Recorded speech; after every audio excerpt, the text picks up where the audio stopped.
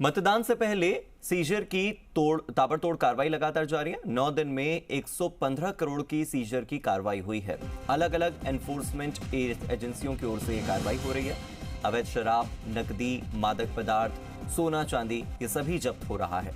जयपुर की अगर बात करें तो जयपुर में 12 करोड़ 91 लाख की सीजर की कार्रवाई की गई और इसी के साथ उदयपुर भी दूसरी पोजीशन पर रहा है। जयपुर के बाद जयपुर सबसे अव्वल, फिर उदयपुर जहां पर 11 करोड़ 61 लाख की सीजर हुई है।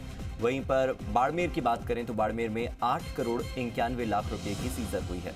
भीलवाड़ा और जोधपुर में 7 करोड़ 24 लाख की सीजर की कार्रवाई हुई है और मुख्य निर्वाचन अधिकारी प्रवीण गुप्ता ने ये जानकारी साझा की है। मेरे सहयोगी दीपक गोयल जुड़ गए हैं ज्यादा जानकारी के साथ। दीपक, हम देख रहे हैं कि पिछले 9 दिनों में जब से आचार संहिता लागू हुई है उसके बाद से अलग अलग जो एजेंसियां हैं वो सीज कर रही हैं, जब्त कर रही हैं। अवैध शराब की बात करें या पैसे कैश की बात करें, जयपुर अव्वल रहा है। 9 अक्टूबर को दोपहर 12 बजे आचार संहिता लगी, यानी कि चुनाव की तारीखों का ऐलान हुआ और उसके बाद में जो ब्रह्मास्त्र है वो चुनाव आयोग या निर्वाचन विभाग और जिला निर्वाचन विभाग के पास आ गया, जिला निर्वाचन के पास। उसके बाद से लगातार ये ताबड़तोड़ कार्रवाई है वो देखने को मिल रही है।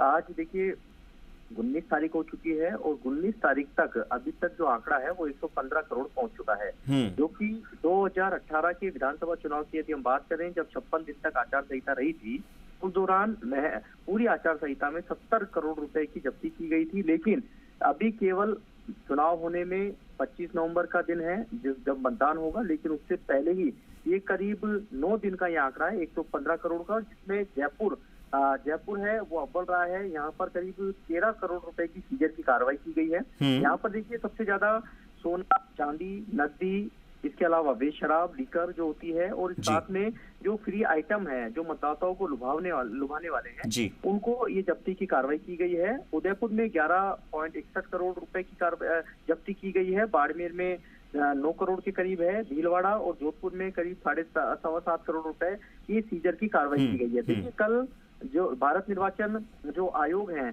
उनके जो उपायुक्त हैं अजय बहादुर हैं, उन्होंने एनफोर्समेंट जो एजेंसियां हैं उनकी बैठक ली थी। वो जयपुर आए थे। उन्होंने जयपुर के राजस्थान में अब तक की जो सीजर की कार्रवाई हुई है, जो प्रवीण गुप्ता के निर्देशन में जो पूरी टीम बनी हुई है, जो मुख्य निर्वाचन अधिकारी हैं राजस्थान के, उनको सुनने को यहाँ पर तारीफ की कि राजस्थान ऐसा राज्य है जहां पर सिर्फ और सिर्फ 9 दिन के अंदर ताबड़तोड़ कार्रवाई 115 करोड़ रुपए की कार्रवाई यहाँ पर की गई है। 2018 के मुकाबले टीमें हैं वो बेहतर काम कर रही है और सबसे बड़ी बात है कि ESMS यानी कि एक पोर्टल बनाया गया है जिसको चुनाव जब्ती कह सकते हैं कि प्रबंधन प्रणाली जो बनाया गया है, इसमें तमाम जो एनफोर्समेंट जो एजेंसियां हैं जो अपनी कार्रवाई करती हैं वो उस एप्लीकेशन के बारे में बताया गया है कि आपको किस तरीके से कार्रवाई करनी है और कार्रवाई के बाद में आपको इस पर अपलोड कार्रवाई का पूरी जो डिटेल है इस पर अपलोड करनी है। रात तक पूरी खाका है वो तैयार हो जाता है कि आज दिन भर में किस किस एजेंसियों ने क्या क्या कार्रवाई की गई, जिसमें देखिए जो कि कह सकते हैं इनकम टैक्स है, इसके अलावा आबकारी है, एक्साइज डिपार्टमेंट है या GST है, अलग अलग जो इन्फोर्समेंट एजेंसियां हैं, प्रवर्तन एजेंसियां हैं, उनके वो ये कार्रवाई कर रही हैं। अलग अलग नाके बनाए गए हैं और सबसे बड़ी बात यह है कि बैंकों से लेन देन, ATM से जो निकासी हो रही है या बैंकों से जो लेन देन हो रहा है उस पर भी निगरानी की जा रही है। उसकी डिटेल भी प्रतिदिन आती है कि कौन व्यक्ति कितना पैसा यहाँ से निकाल रहा है,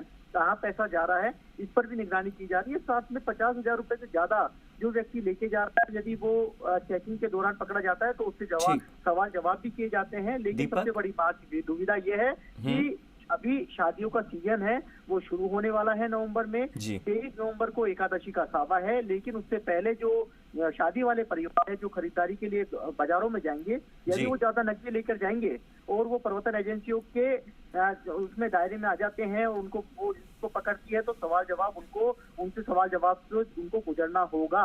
सबसे ज्यादा दिक्कतें ऐसे लोगों को है, शादी वाले परिवारों को है, क्योंकि खरीदारों के लिए या ग्रामीण बाहुल्य क्षेत्रों से शहरों के अंदर खरीदारी के लिए आते हैं या गाड़ी परचेज या अन्य सामग्री शादी का सामग्री खरीदने आते हैं, तो उनको इस चीजों तो इस खबर से दीपक जो से- दो संदेश साफ तौर पर जा रहे हैं दर्शकों के बीच, वो ये कि एक तो आपको आदर्श आचार संहिता के नियमों के बारे में पता होना चाहिए, अगर नहीं पता है तो पढ़ लीजिए और उनका पालन कीजिए।